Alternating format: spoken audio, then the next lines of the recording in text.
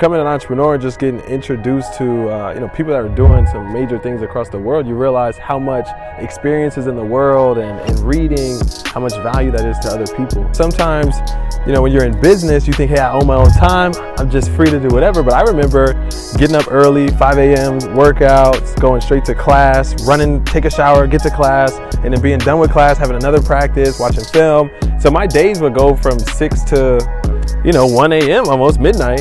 And so that for me as a student, I was a student athlete, so I did both, was big, teaching me just the schedule. I think if I picked up the habits that I have now and that, just personal development when I was a kid, who knows where I would be, but we all start at a certain time for a reason, Sold out service, and we've been working. We serving, we earning. The watches, it's hurting. Big heart, but it started with Chris. Seen a lot when it comes to this biz. Don't serve, don't earn. They gotta shift keys to be a capitalist. What's up, man? How you doing? I'm good, man. I'm good. Nice day outside, right? It's a little hot. It's a little hot out here. A little hot. I'm excited about today, man. It should be a great conversation. Absolutely. So what was life like before you decided to go into entrepreneurship? Man, it was, I was an athlete my whole life. Grew up in a military household, so it's pretty normal, man. I mean, outside of traveling some, through the sport, it was really just average life, really. Absolutely. You say you played basketball. Did you play at high school level, collegiate level? Like, how far did you make it? Yeah, so I started. Little league or A-ball? I didn't stop at Little League. No, I was started really as early as I can remember. I was about like 4 years old, really, I think. That's young. Yeah, just like rec league, and then from there, started to play high school. I remember high school was really start to get close to dunking and all that stuff, and then ended up playing professionally. So I played Division I basketball at St. Francis University in PA, and then played professionally. So I got a chance to do a quick tour to France and Spain while I was in college, and then afterwards I went to Brazil. So I got a phone call from an agent to head down to South America and live down there. Brazil? Yeah. Do you speak like Portuguese or? He'll follow um pouco. Oh, so did you know it before going to Brazil? Nah, man, no. I learned Spanish in like high school, like basic, basic Spanish, all that. So I learned that, but it really gave me a foundation. So when I went down to Brazil, not having, needing to know a couple words just to get some food, whatever the case may be, it made it a bit easier for me to learn it, for sure. I can only imagine being in a country not speaking the language, and it will force you to learn it. Oh, you have to, especially you go there and I'm thinking, hey, I'm at an international airport, I'm gonna go order some food. Nah, the first menu I saw was all Portuguese. Like, and all I saw in there was, it said Portuguese pizza. So I'm like, that's the only word. Portuguese pizza? That's the only word I recognize as Portuguese. It turned out to have like ham and pork, and I don't eat pork really. So it was a interesting experience for sure. How did becoming an entrepreneur change your mindset as a man? Becoming an entrepreneur, just getting introduced to people that are doing some major things across the world, you realize how much experience is in the world and reading, how much value that is to other people. So that's been big for me. I think if I picked up the habits that I have now and that, just personal development when I was a kid, who knows where I would be, but we all start at a certain time for a reason. It's funny you say that. You say school teaches you how to memorize certain things and concepts. Did college prepare you at all for entrepreneurship, or did it make it worse?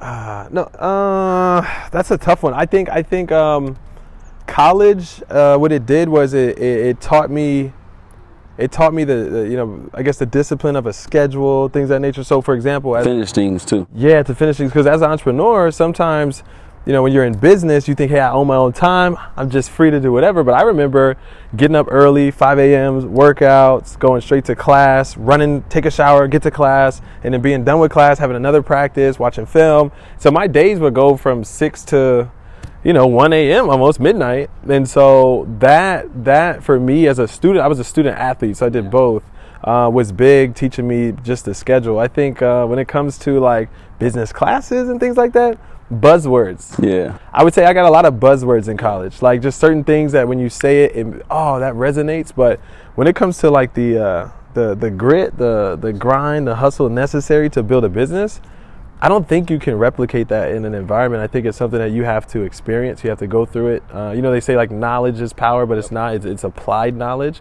and I think it's very hard to apply the knowledge of building a business without actually doing it. It's funny you said the correlation between being a student athlete and entrepreneurship, right? You mentioned the schedule, the regimen of being a student athlete, watching film, working out, going to classes. You held to the same standard as a regular student in that college.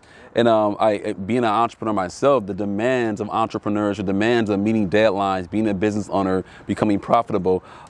It's funny, business classes teach buzzwords, but actually the schedule, the commitment of being an athlete, a student athlete, I can see that correlation for sure. Yeah, and I think the cool thing is in sports, you get rewarded off of your performance, right? It's like, hey, if I stay late in the gym, I get up and I do it all the time, and I get better as an athlete, I earn playing time.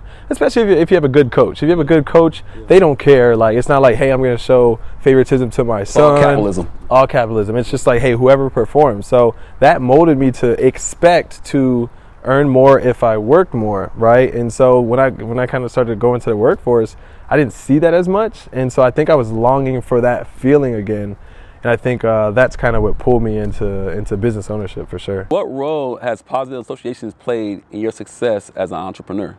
For me, coming into business, when I first got into business, I had no idea what I was doing, right? Like, I was working at the time at a creative marketing agency.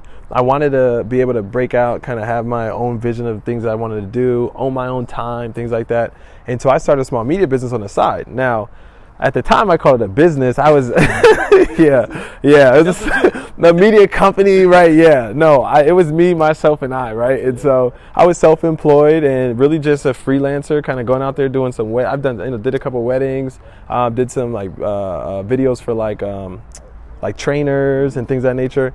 And so I did that. I got the experience of getting paid for doing something on my time, right? Just like kind of like as a contractor, but I didn't really understand business, right? To the scale of having something that's outside of me. And so entrepreneurship has taught me, business ownership has taught me just being around the right people that understand, hey, it's not just about you, it's about the vision of the people that you're around. One of the biggest things that I've learned is really increasing your associations, the books you read, all of that. And so now I think that's been huge. I don't think I would have had that insight as soon as I do if I didn't have a mentor. I could have figured it out long term, but it could have took me 20 years to do it. And so I have somebody in my corner that can teach me, that I can learn from, who's already learned from it. Now their learning curve kind of becomes my success curve, which has been an incredible experience. Absolutely. My mom always says, show me your friends, I'll show you your future. And it's so big when it comes to associations. And think about, like, you were a student athlete, I was a student athlete, we played sports. We had coaches that coached us up. Our coaches knew the plays, our coaches knew the system. Our coaches have been coaching for 5, 10, 15, 20 years, decades, right? And it's so important to have a coach or a mentor in your life that can help see things from a different perspective, like you said, and help you anticipate what to expect, especially in entrepreneurship. I can only imagine the challenges you face the first year in entrepreneurship, budgets, beating deadlines, being profitable. Now, at what point did you walk away and go full-fledged? I know some people start out in the entrepreneurship, they go all in, they get a loan from the bank, they borrow money from their parents. Like, how did you kind of transition into that? Yeah, so for me, I think early on in my career, because of, lacking that wisdom, I was getting some wisdom from mentors, things of that nature.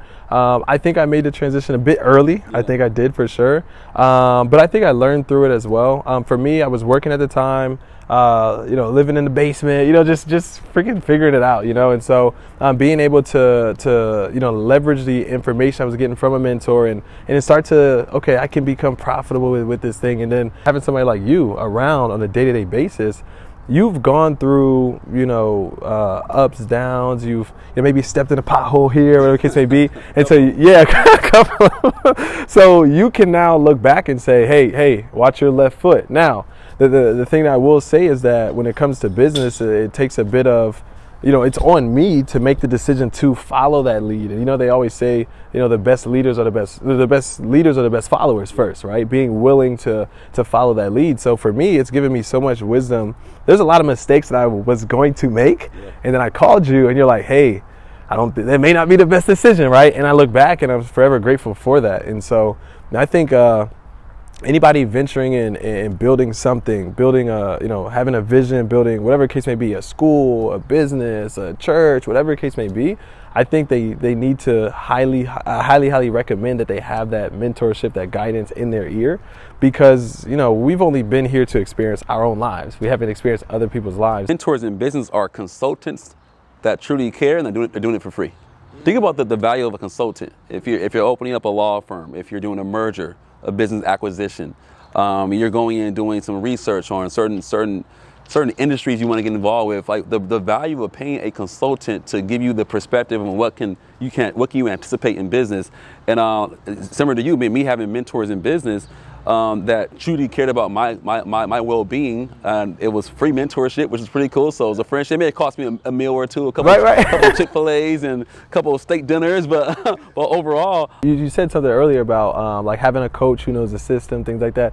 What I found is better than that, even in sports, is having a coach that knows the system, but who also was in the trenches at one point, right? And like understands the ups and the downs and what it takes, right? And so the cool thing about business, though, imagine you think of like Ray Lewis, right? Ray Lewis is a linebacker, right? So as a linebacker, he's a coach, but he's also a player. He has to coach the defense.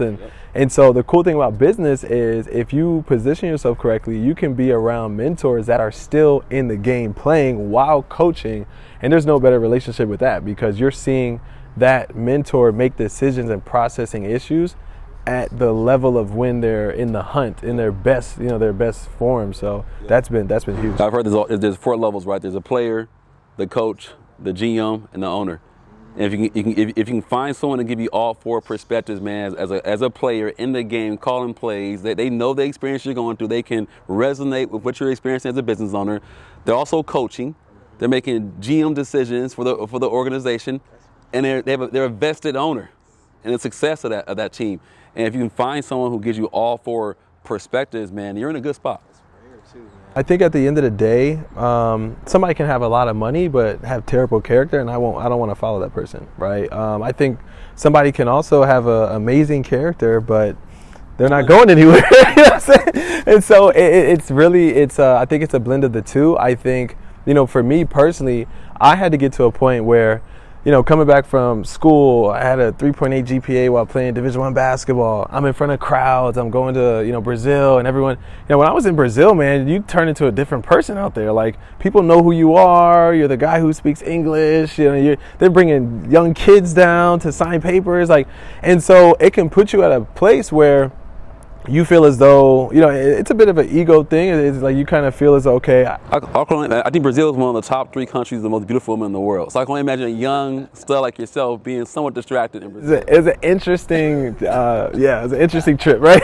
But I think for me, man, it was coming back, and my first step into business was like, I got this, man. Like, come on, man, look what I've done in my career. Okay, cool. It's, it's a smooth transition, man. And then you realize, like, no, you don't. This is brand new. You've never done this before. You have no experience in this field. And so for me, it took kind of getting punched in the face a couple of times and, falling on my face to finally look up and realize, okay, I need some help. And I think, honestly, that's the one thing a lot of people, especially in today's day and age, aren't willing to do with the social media platforms. Hey, I have 300K followers. You only have, like I know people that don't have half of the business platform that you have, but they have 300, they have 6 times the amount of followers that you do. Yeah. And so it's having that perspective and that perception in the world today with social media, and being willing to say, hey, it doesn't matter what this, what's on the screen. It matters what's happening on a day-to-day basis. Is the mentor you're around, do they have the right character? Do they have the right vision? If they do, they'll be serving people. And if they have the right vision, they'll be in the trenches, because even if they're at, whatever they've built already, if you have vision, you understand it's about something bigger than you. And so that's what I've seen from you, and that's why I'm blessed to have you in my life, because I understand that you're serving people on a day-to-day basis, but you also have a vision where there's no income that is, it's not about the income for you. For you, income's a byproduct, and I've seen that. And, sometimes you can only see that by being around somebody for some time and getting a chance to, I think Miles Monroe says, like, you testing somebody and trying to see, okay, where is their heart? And I am 100%, zero questions in my mind. I've seen how you work around people, how you serve people, how you put yourself, other people before you. I have no question in my mind what your intentions are. And I think when you have that trust with a mentor, then, I mean, I run through the wall, man, because I know it's something that's taking me where I need to go, and you wouldn't do it out of harm for me. Love where you're going, man. Someone being in a position that I've mentored you the last 2 years, you're somebody who's definitely sold out to duplicating good behaviors, man. It's like you taking all my good habits and my bad habits, you toss to the trash. And someone like yourself, man, who realizes that the importance of finding a mentor, following that individual, and taking it to the next level, that's where I see you going. And you're somebody who has bought into the concept of serving to earn. And you know, I always say, I mean, those who serve the most always earn the most. There's no reason why you've been able to achieve the success you've achieved thus far in your career, in your industry, because you're embodying that sold out servant mentality where, okay, cool, let's just go out there and serve the world, because people are looking for real, genuine people who want to go out there and bring value to others. As you bring value to others, you attract value. And I always say, I'm going to say it to tell them dead in the face, if you continue to serve people in the world, you'll earn more. And you'll have your heart's desires, man. And so, Greg, as you wrap this interview up, man, this conversation up, what's something you want to say to the audience, man? Something you want to leave as an impact, or just a comment or a statement on where you're going, where you're at? If you're somebody who's like, a new entrepreneur, man, like, go all into personal development, to growth, but continue to be challenged. Put yourself around people that are going to challenge you, because for me 2 years ago, I could have never saw what I see today, right? Being able to take my mom to Hawaii, right? On a trip to Hawaii, getting a chance to travel her out there, an all-paid trip. I didn't even know my mom hadn't been to Hawaii for like 30 years. Wow. The first time she was there was her honeymoon. Right, so it was like, that was like, took her back. Yeah, it was like full circle, and I didn't even know, right? And so that's been cool, man. For me, I'm one of the youngest equity owners of a fintech company, fastest growing fintech company in the country today. And I couldn't have done that if I didn't buy into really being able to really put myself around people that have done it. And so, I'm excited for the future, man. I'm excited for all the lives to be changed. I'm excited for the impact to happen here in the DMV. Of course, I'm very big on the servant side of things, but I also like having nice things. I like being able to travel. I like being able to, get the things that I want, the cars, all that stuff is cool. It's a byproduct, but I'm excited for all of that coming, and it's really just a product and a testament of just being around the right people.